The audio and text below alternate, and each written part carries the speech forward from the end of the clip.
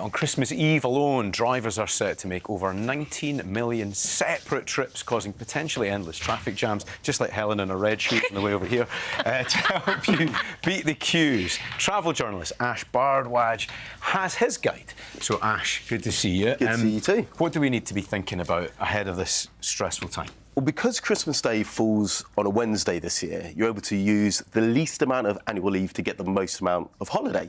So people are making the most of that. Friday the 20th is expected to be pretty busy, particularly at the airports for people getting away, but also people heading around the country early. Because Christmas Day falls on a Wednesday, some of the road traffic will be spread out, and the AA actually predicts that of the busy period, Christmas Eve will be the quietest. And if you're going to drive, the best time is the most inconvenient time. So leaving between 7 and 8 a.m. in the morning or after 7 at night.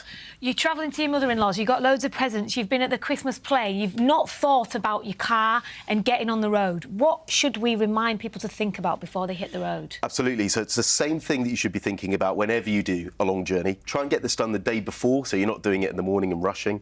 Top up your petrol. Check your tyre pressure, check the condition of the tyres. Do that before you start driving, because otherwise the tyres inflate. Check your brakes, so go back and forth a bit, make sure they're working fine, and check your batteries whilst you're at it. But always leave extra time. You know, as you say, you're rushing, you're trying to get the kids out of the house. Leave yourself more time than you think, because particularly in winter with those difficult conditions, you don't want to be rushing. And always check sites like the AA and the National Highways Agency before you leave. They'll tell you about what roadworks might be going on, and your local weather app as well. But a reminder, we said at the top of the show, petrol prices are lower than they've been since the pandemic, so maybe that might sway people to be going by the car. So good advice. Thank you, Ash. Ash, I'm already in a massive lather about the 21st on the train, stressing about it. Any advice for those of us who are making that mad dash, that stampede? Yeah, it is always a busy time, and train services stop on Christmas Day. They're very limited on Boxing Day. They're very busy in that period in between Christmas and New Year. Rebecca did a great piece on October 23rd about getting your best prices for rail tickets, so find that on iPlayer if you're looking for it. And Rebecca always looks surprised. She's like, what? What did I do wrong? I did so, but I had perimenopause, so I can't remember yesterday. Go on, yes. It's praise. It's praise, sorry. So check in advance. You know, we've had the floods from Storm Bertie recently, so a few of the railways are still doing repairs, so check on the websites of your operators before you travel. You are a man in the know.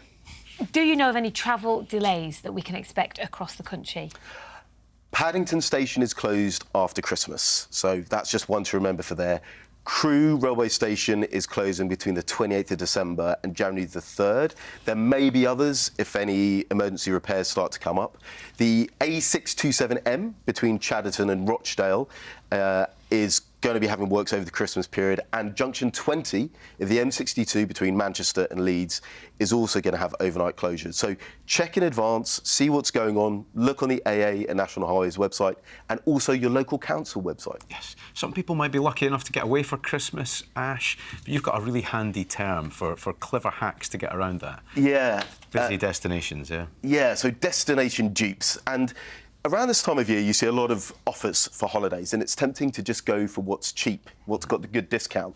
But before you start travelling, think about why we travel. What is motivating you to leave home in the first place? Do you need a bit of psychological healing and just want to lie on a beach? Are you curious and want to learn a bit about culture? Do you just want some food and some drink, a bit of hedonism? So plan your trip with your motivation in mind, and then look for destination dupes. So these are the places that aren't the #1 tourist destinations in a place. And what you find is you have a much higher level of serendipity and discovery. It's a cooler story to tell your mates about when you come home. And it's often more affordable because you aren't competing with so many people for the accommodation that's there. But go on then, give us a Christmas market dupe, because at this time of year, a lot of people, you know, mulled wine, hot chocolate, gingerbread man, I want all of that. So a really popular place to go is Amsterdam. But of course, it's one of the most popular tourist destinations in Europe. So my recommendation, to where I'm going to go in a couple of weeks, is The Hague. It's another Dutch city just down the road, so same flights as if you're going to Amsterdam, but you can also take the train. And so those who carbon footprint, it's much less stressful. From southeast England, it's faster, or you can take the ferry. And it's just a great place for winter vibes, a bit quieter than Amsterdam. Oh, I like it. Cracov's really popular, isn't it, this time of year? But is there somewhere that you could avoid the traffic heading there? Yeah, absolutely. Absolutely. And my recommendation, another great city, Gdansk. So this is northern Poland. It's an awesome city to wander around. Great if you're a solo traveller, loads of discovery. It's got some amazing history from the Solidarity movement in the 80s and one of the best World War II museums I've ever seen. And the medieval centre is just gorgeous. Yeah, beautiful part of the country. Amazing. I love the idea of going to Gdansk, but I know if I said that to some of my family, I'd be like, oh no, let's go somewhere we know, like Barcelona. Yeah. Is there because it's familiar, isn't it? Yeah. Is there an alternative to somewhere like Barcelona, because that is so popular? Yeah, well, we spoke earlier on in the year about some of the challenges that Barcelona is having with over-tourism. And if you're going to Barcelona, you're there because you want to see the architecture, you want to have a lot of fun, eat some good food, and maybe explore a bit of the history. But my favourite city in Europe is Tallinn, the capital of Estonia. And it's just awesome. The food there is amazing. It's really affordable. Loads of chefs who've come over from Copenhagen and Noma over there and set up their own places. And you get these amazing views, as you just see in the photos there, going up the towers in the medieval Old Town. And great place for couples. Actually, I was chatting to Reese about it earlier on, where he's trying to go away with his wife. Yeah. And there's some awesome stuff to do around Tallinn. Yeah. Romantic. Yeah. I think you say I'd invited you on holiday.